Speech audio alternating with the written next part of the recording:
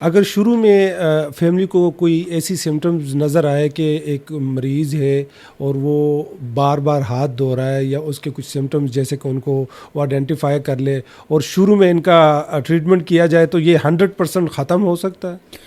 इसका जो रिमीजन है ना, टोटल रिमीजन तकरीबन 46 से लेके 76% इसके लगभग है। पेशेंट अगर प्रॉपर ट्रीटमेंट ले तो ये ठीक हो जाता है। लेकिन अगर ट्रीटमेंट लॉन्ग टर्म हो गया, बहुत टाइम से आपको ओसीडी है, अनट्रीटेड है, तो आपको पता है बहुत ज़्यादा इम्पेयरमेंट हो सकती है।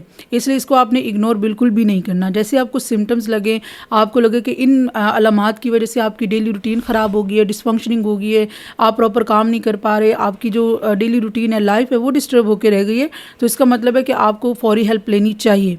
अगर ओसीडी न्यू है, मतलब इतने ज़्यादा सिम्टम्स अभी स्वेयर नहीं हैं, तो उसकी रिकवरी डेफिनेटली बहुत अच्छी होगी।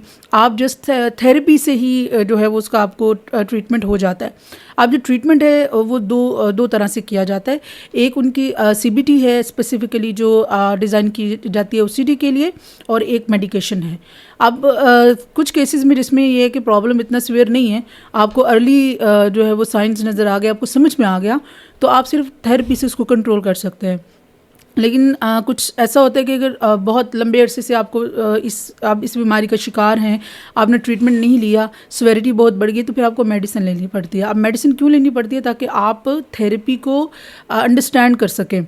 अब थेरेपी की भी अगर हम बात करें तो उसमें जो स्पेसिफिक थेरेपी है वो ERP है, एक्सपोजर एंड रिस्पॉन्स प्रिवेंशन। इसके मुख्तलिफ सेशंस होते हैं, हफ्ते में 1 या 2 सेशंस होते हैं, और इन सेशन के बाद जो है वो, और एक चीज़ है कि प्रोलॉन्ग ट्रीटमेंट होता है। जैसे कि बीमारी है, ये क्रॉनिक बीमारी है, तो इसका ट्रीटमेंट भी प्रोलॉन्ग्ड होता है।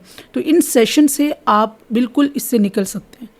दूसरी चीज़ जो है मेडिकेशन की, मैंने बात की, तो मेडिकेशन में कुछ SSRIs होते हैं, जैसे ये तो साइकाट्रिस्ट बेहतर इसको अंडरस्टैंड करते हैं, लेकिन जहाँ तक मेरी नॉलेज में है, SSRIs होते हैं जो इन पेशेंट्स को दिए जाते हैं।